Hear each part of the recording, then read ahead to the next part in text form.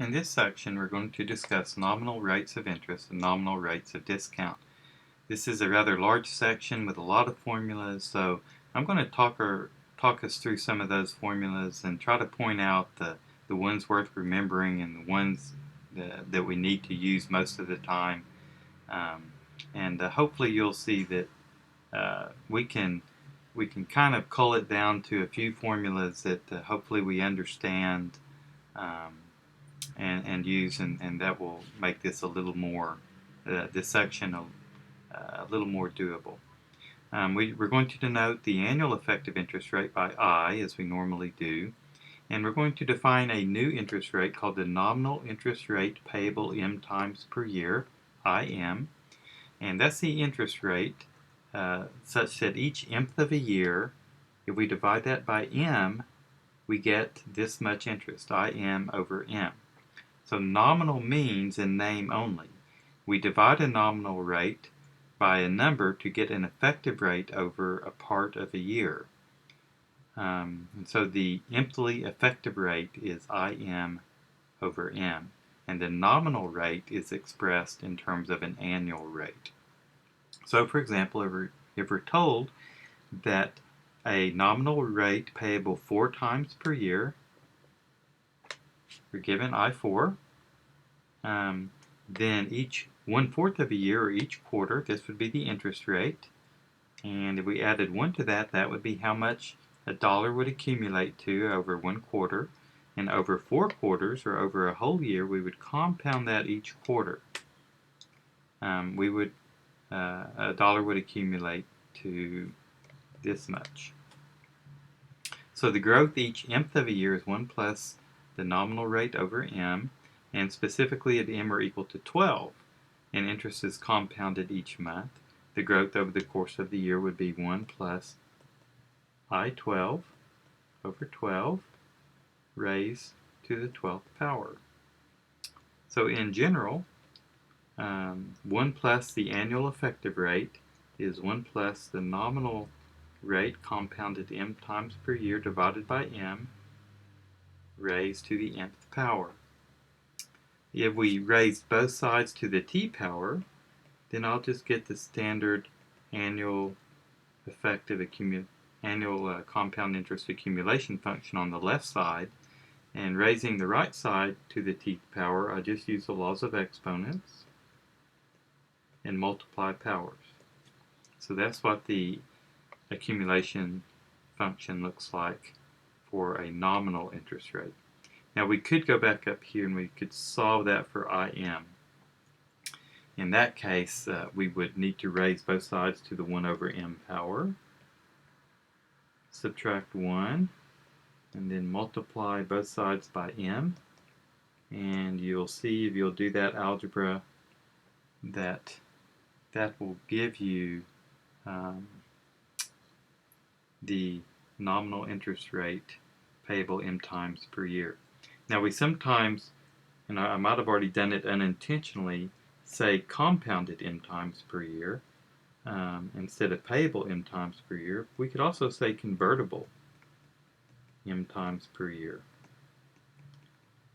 All three of these phrases we use with a annual nominal rate telling us the number to divide by in order to get the effective rate. Okay, example 1. What is the effective annual rate of interest if the nominal rate is 8% payable monthly? Well, if the nominal rate is 8% payable monthly, then the effective monthly rate is 8% divided by 12. And so, over the course of 1 month, $1 would accumulate to 1 plus that, and then we raise this to the 12th power. We can do that calculation.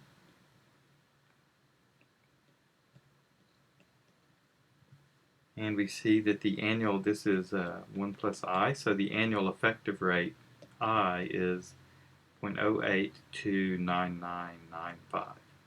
Now you can also get this by using the interest rate conversion worksheet on your calculator. To access it, you're going to press the second and the 2 key. The second and the 2 key. And you need to try to pause this and work your way through the keystrokes given here. and make sure you can validate our answer using your calculator. So if you want to go ahead and pause it and work your way through those keystrokes, see if you can get the same answer that we got using pencil and paper.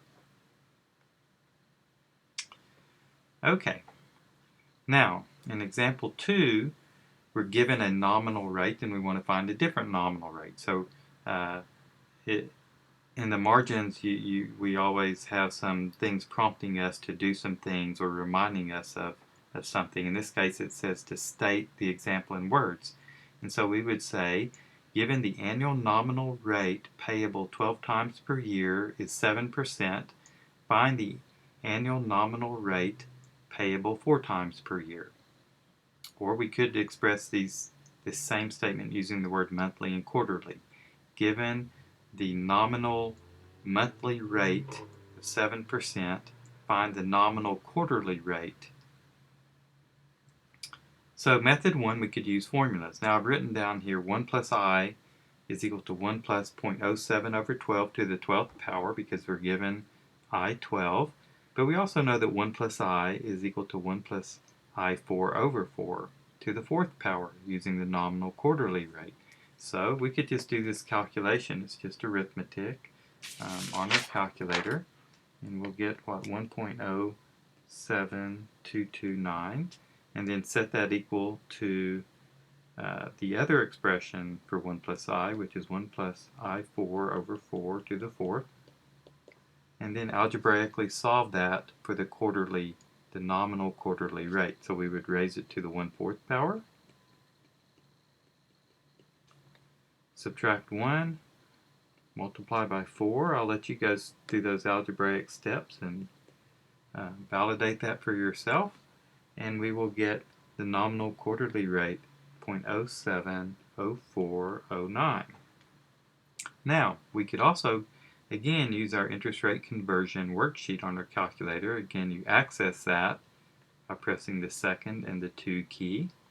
And you could go through this sequence of keystrokes here. Think your way through those keystrokes, thinking about what you're doing each time you enter one of those. Each time you press a key, think about what you're doing and see if you can get the same answer using your interest rate conversion worksheet. Okay, there's a couple of results that are helpful to us that we will refer to from time to time. For the first result, we're going to expand. We're going to solve for the annual effective rate in terms of the nominal rate, and we're going to expand that expression using the binomial formula. So let me help you recall what the binomial expansion is. If we take a binomial and raise it to an integer power, then we have a formula called the binomial formula. That's a to the nth power plus n.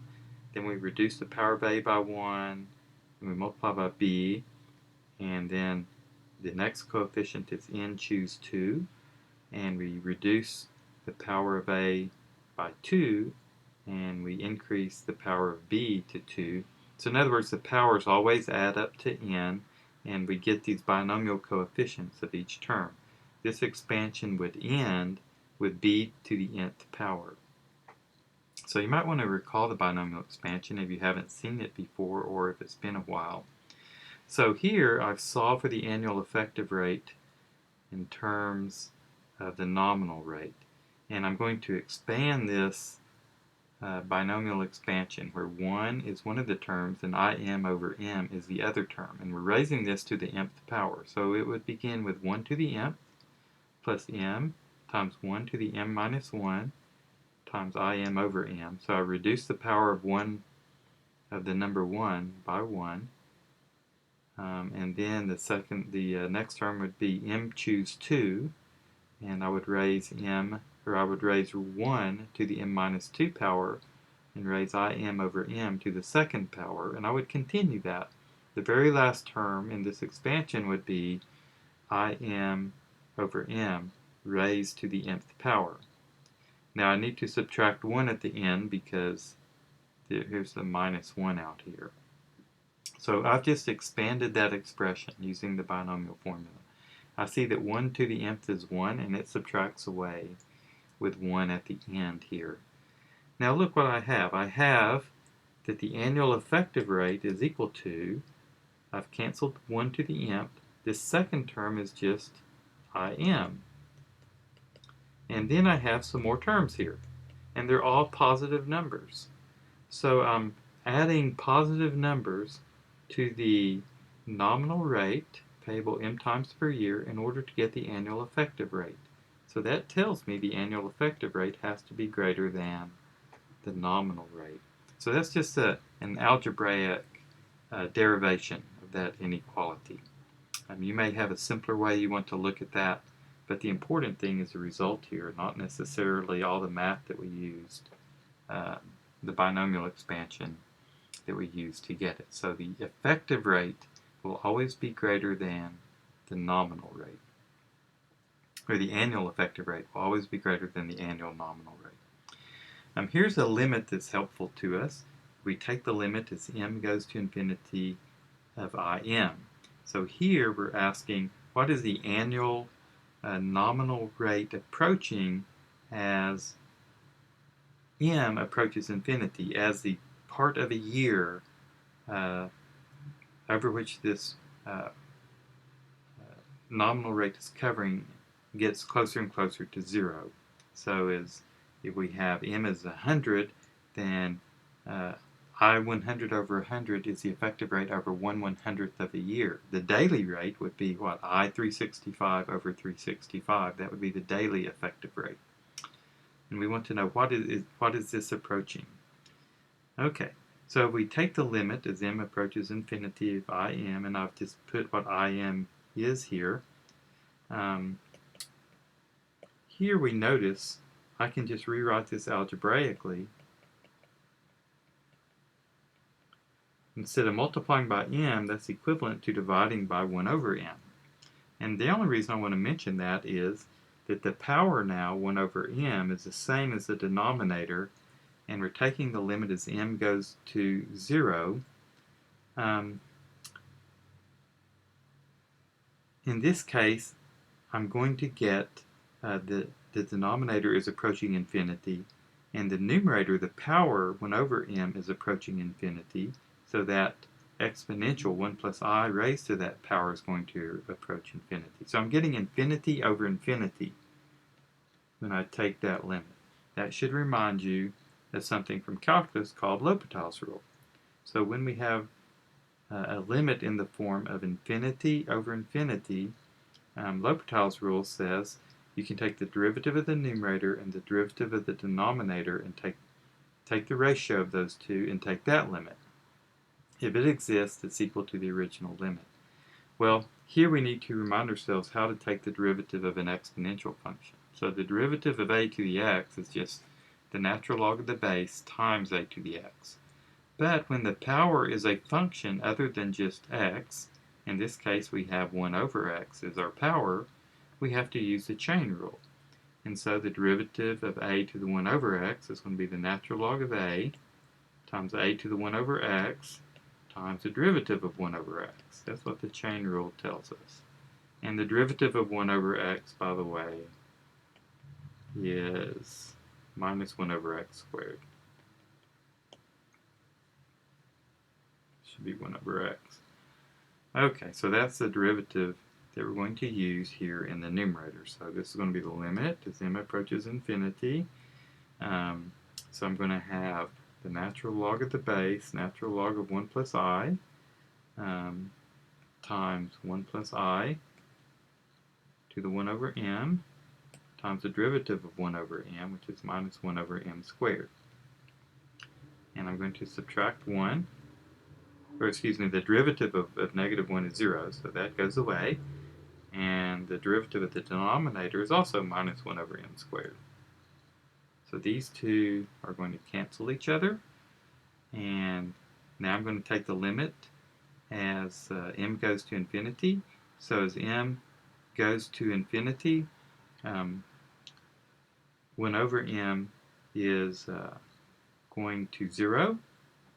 And so I'm just left with the natural log of 1 plus I, because 1 plus I to the 0 power is 1. Oh, and I made a mistake over here. I'm sorry. I have to back up here.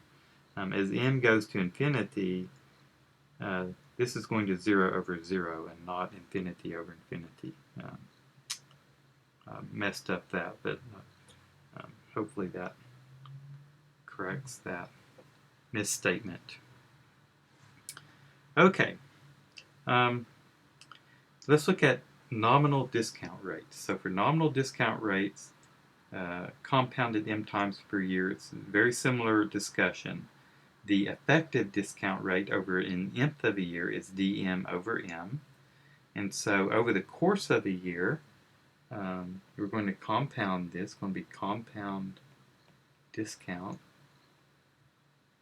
We're going to compound it m times to get the effective annual discount rate. And so once again, we can solve that for dm. We're going to raise both sides to the 1 over nth power. We're going to have to multiply through by -1. Let's put a negative sign here. We do all the algebra. We should be able to confirm that that is our nominal discount rate in terms of our annual effective discount rate. Therefore, we can write down the accumulation functions. We just raise each side to the t power and take the reciprocal. There is the accumulation function we're familiar with for annual compound discount. And so that's going to be 1 minus dm over m. I'll just use a negative exponent here rather than writing 1 over the expression. So since we have this relationship between annual compound interest and annual discount, we can go ahead and we can write down our expression over the course of a year for nominal discount m times a year here. And we can write down our expression 1 plus I is 1 plus im over m for nominal interest, compounded mthly. And we see that these two expressions have to be equal. So we can write that down. Whoops. Let me erase that. 1 minus dm over m to the minus m is equal to 1 plus im over m to the m. So here's where we get into a lot of formulas that we don't need to be remembering. For example, we don't need to remember this formula. It's easily derived and we see it's true. There should be just kind of one formula relating nominal discount and nominal interest that we can use. Kind of skipping down to this different compounding periods here. We know that if I is compounded n times a year, 1 plus in over n to the n, that's equal to 1 plus I. Okay, but we also know that if we have a nominal discount rate compounded p times per year, then we have 1 minus dp over p to the minus p power is also equal to 1 plus I. So this is kind of the general formula relating compound or nominal rates of interest with nominal rates of discount. So this seems to be an important formula that we could remember, and maybe not all those other intermediate formulas. This allows us to convert back and forth between these two nominal rates. Now I do want to go back to the top here, and I want us to look at the previous identity we had briefly, just to get something useful out of this identity.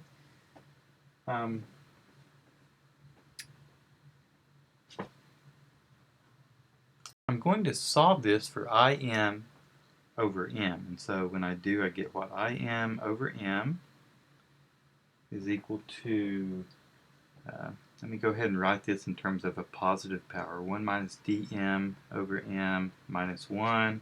Now I get a common denominator, and I get 1 minus dm over m, all that over 1 minus dm over m, and the 1's cancel, and I'm going to get 1 minus dm over m over, excuse me, I get dm over m over 1 minus dm over m. Let me see if I can erase here and kind of straighten this out. There it is. And so what is this? I started with Im over m.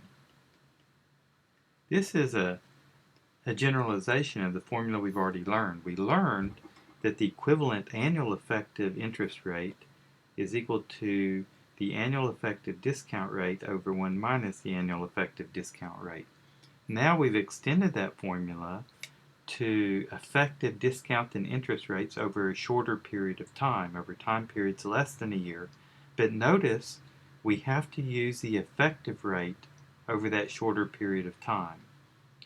So we're taking the nominal rate and we're dividing it by the period of time to make it an effective rate. So this formula holds, and we can use nominal rates, but we have to use the effective rates that come from the nominal rates. We can't just write in here nominal, can't just write Im and dm in here. That would not be correct.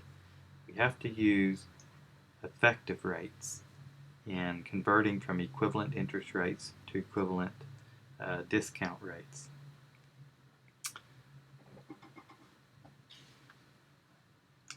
Okay, just a couple more little issues here. If we want an example to convert a nominal discount rate to an effective discount rate, we can just do it by using formulas. So we wanted to convert 0.06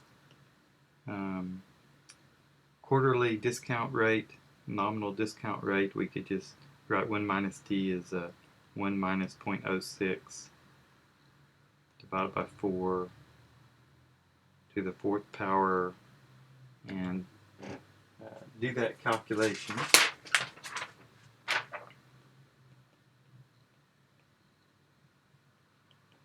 And solve for d.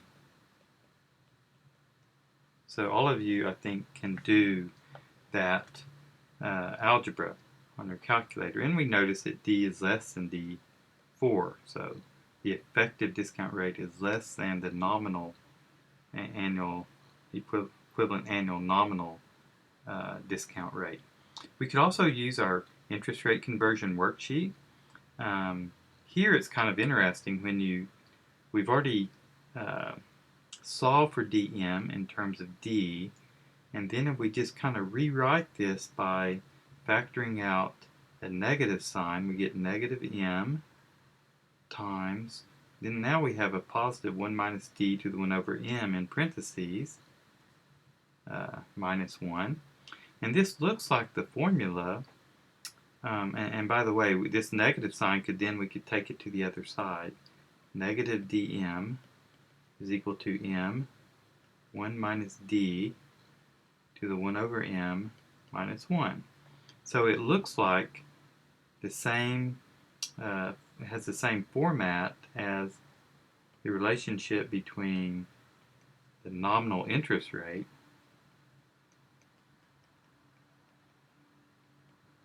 and the annual effective interest rate. We see they look alike, except I have a negative sign in front of the nominal discount rate here, and I have a positive nominal interest rate, and I have a negative sign in front of the annual effective discount rate, and a positive sign in front of the annual effective interest rate. So I can use my interest conversion worksheet by fooling it by using negative interest rates. So here, if I stick, if you go to the interest conversion worksheet and use a plus minus key to begin with negative 6 as the interest rate. You're really putting in negative the nominal discount rate. And in the end, you will get a negative number when you do the compute, so you need to push the plus minus key to convert it back to a positive rate. So in other words, use negative numbers for nominal and annual discount rates when you use your conversion worksheet in your calculator. I'm not going to go through the math here, but in descending or in ascending order, the annual effective discount rate is less than the annual nominal discount rate, and that's less than the nominal annual interest rate, which is less than the annual effective interest rate. So that's the how the inequalities go with respect to the magnitudes of the numbers. And finally, let's do an example where we kind of incorporate all this terminology into one calculation. Find the accumulated value of 1,000 at the end of 6 years. If the nominal interest rate is 6% convertible monthly for the first 2 years, a nominal discount rate of 4% convertible quarterly for the next 2 years, and a nominal interest rate of 8% convertible once every 2 years for the final 2 years. So we start out with $1,000.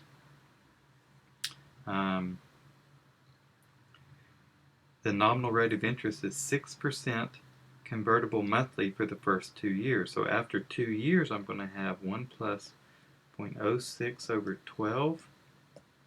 And that's going to hold for 2 years or 24 months. I'm going to compound that for 24 months. That would be the balance after 2 years. A nominal discount rate of 4% convertible quarterly for the next 2 years. So that's going to be 1 minus 4% convertible quarterly. And there are 8 quarters over the next 2 years. So I'm going to raise that to the minus 8th power. And now, if I did that arithmetic, that would be the value of the $1,000 after 4 years. And a nominal rate of interest of 8% convertible once every 2 years.